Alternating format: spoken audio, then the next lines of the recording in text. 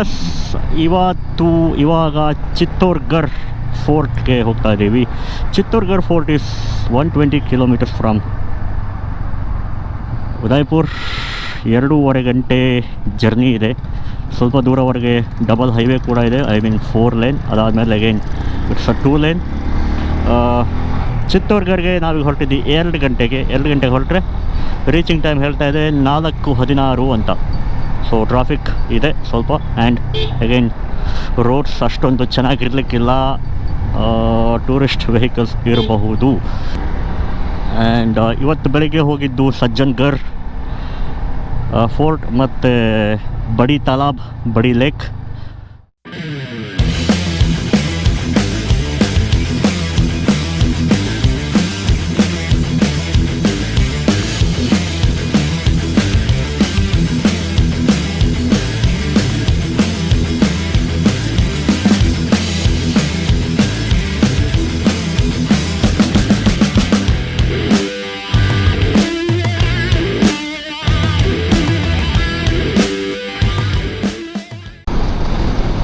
ಚಿತ್ತೋರ್ಗರ್ಗೆ ಇನ್ನು 40 ಕಿಲೋಮೀಟರ್ ಇದೆ. 27 ಕಿಲೋಮೀಟ್ರಲ್ಲಿ left ತಗೋಬೇಕಂದ್ರೆ 13 kilometre ಯಾವುದೋ ಒಳಗಡೆ ರೋಡ್ ಇದೆ ಐ ಥಿಂಕ್. ಊಟ ಆಗಿಲ್ಲ actually. I am very hungry. We both are hungry actually. I have a plane in Rajasthan. Gujarat was solo and Rajasthan trip is with my wife. Tomorrow we are still in Udaipur and day after tomorrow we are going to Jaisalmer. Jodhpur plan. There is actually minor change here. Holy, there is a minor change. We have actually skipped Jodhpur now.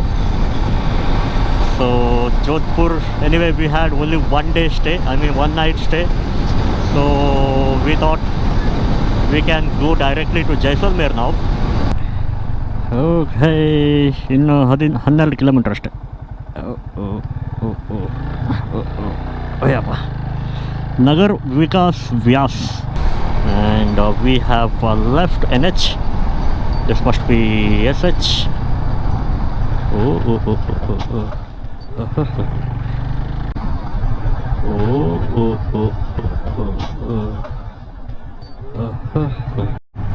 Chittorgarh, ಇದು Chittorgarh town. Udaipur ಥರನೇ ಇದೆ. Udaipur traffic ಜಾಸ್ತಿ ಇದೆ actually. ಇಲ್ಲಿ traffic ಅಷ್ಟೊಂದು ಕಾಣಿಸ್ತಾ ಇಲ್ಲ. ಎಂಥ ಕೋಟೆ ಅಂದರೆ ಅದ್ಭುತವಾಗಿ ಕಟ್ಟಿದ್ದಾರೆ. ಅಲ್ಲಿಂದ ಏನು great wall of India. Wow. ಪೊಲೀಸ್ವಾ one way.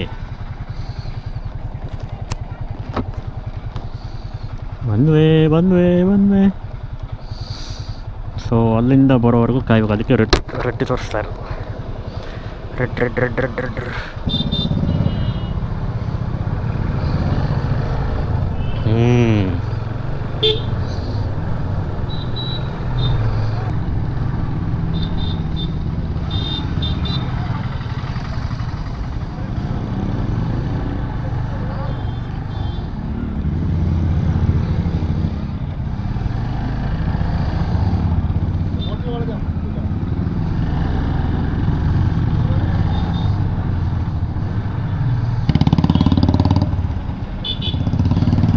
Why is it taking so long? There was so much of space over there.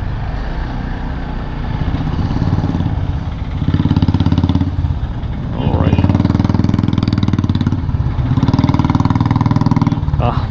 The modified exhaust of classic Gurjar.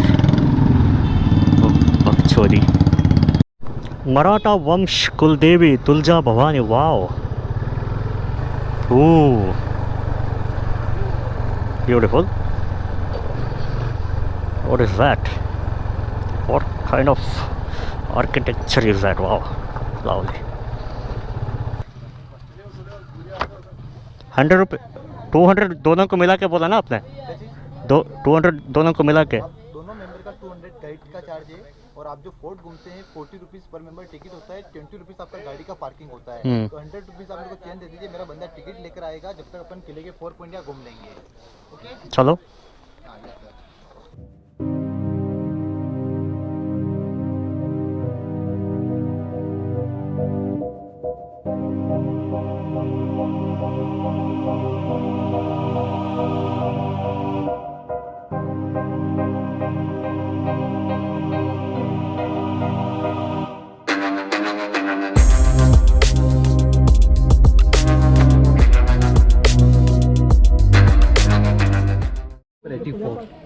छोटे से लेकर बड़े 84 पानी की कुंड बनाए गए पानी को स्टॉक करने के लिए। एक कुंड ये बना हुआ है, इस कुंड को नाम दिया हुआ है गोमुख कुंड।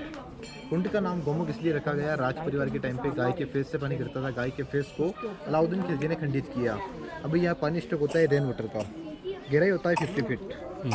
लेफ्ट में टूटा हुआ मंदिर है, एक पुराना आश्रम है जहाँ ऋषि मुनि वगैरह तपस्या करते थे। ऊपर डिस्ट्रॉय बिल्डिंग है सेनापतियों का। ओके, पिक लेना हो तो ले सकते हो भाई, फिर गाड़ी से चलना है आगे। बता रही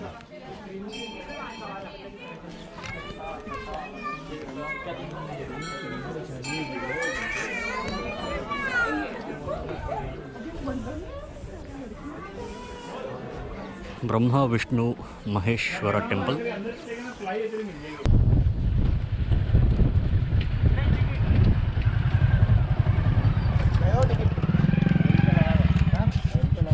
आज प्रेजेंट टाइम में आप देखते हैं नीचे एग्रीकल्चर खेती बाड़ी हो रहा है, तो इस प्रॉपर्टी के ऊपर अधिकार गवर्नमेंट का नहीं, राणा साहब का है।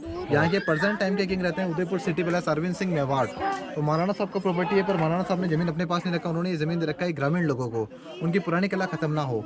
और जमीन के साथ में जो राइट साइड में जो व्हाइट कलर का बिल्डिंग आपको दिखता है, उन लोगों को एक फैक्ट्री बनाकर दे रखा है, जिस फैक्ट्री के अंदर यहाँ के लोग अपने हाथों से 2 आर्टिकल तैयार करते हैं। एक बनाते हैं रानी पद्मिनी का पहनावा। उस जमाने में रानी पद्मिनी जो साड़ी पहनती थी वो सीताफल का और चंदन का साड़ी पहनती थी। तो आज भी हमारे यहाँ सीताफल को खाया बहुत कम जाता है। सीताफल का हमारे यहाँ मेन कपड़ा तैयार होता है। सीताफल जो होता है उसके छाल को सड़ाकर उसका रेशा निकालकर रानी पद्मिनी के नाम से एक सीताफल की साड़ी बनाई जाती है। साड़ी का विशेषता होता है, साड़ी को फर्स्ट बार फिटकरी के पानी से अगर आप वॉश करेंगे एलम वाटर से, तो साड़ी के अंदर चंदन का खुशबू निकलता है जो परमानेंट रेगुलर रहता है। सेकंड हमारे यहाँ का मेन काम होता है मेडिसिन का।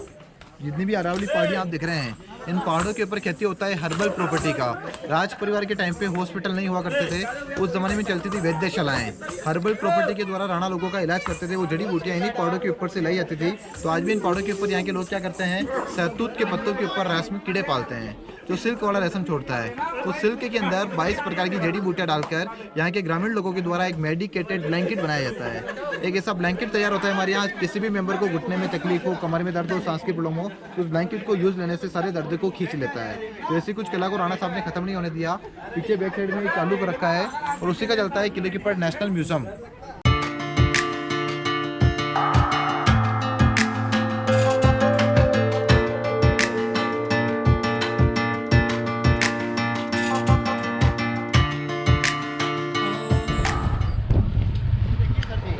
सामने जो टावर आपको दिख रहा है इसको बोलते हैं कीर्ति स्तंभ। जैसे विजय स्तंभ दिखाया था मैंने आपको, वैसे 2 कॉपी टावर है, जैन टावर है। राणा लोगों के अकाउंट्स का काम जैन परिवार के लोग देखते थे, तो ये टावर बनाया गया जैनियों के जीजा जैन के द्वारा। इस टावर को हिलने की वजह से गवर्नमेंट ने बंद कर रखा है। पास में जैन मंदिर है और लेफ्ट में वो रॉयल पैलेस है जिसके बारे में मैंने अभी आपको समझाया। अब यहाँ से सर ये सीधा रास्ता बाहर निकलता है, अपने लेफ्ट में चलेंगे तो आगे ठीक है सर, बता रही है।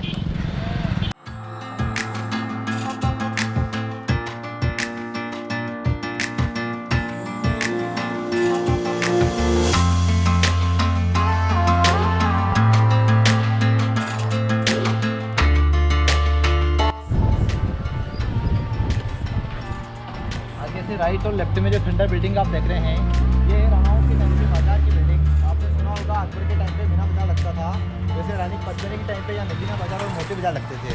राजस्थान में जितने भी फोर्ट थे, राणा लोग शॉपिंग के लिए इसी फोर्ट के ऊपर आते थे, नगीने की और मोती की। नगीना बाजार एंड मोती बाजार। और इसके आगे लास्ट पॉइंट विजिट करेंगे, यहाँ का नेशनल म्यूजियम का रानी का जो पहनावा बनता है, सैंडल उसका स्टडीज वगैरह बनाया जाता है, जो अनकॉमन आर्टिकल्स होता है वो देखने के लिए मिलेगा। वो सुनने में आपको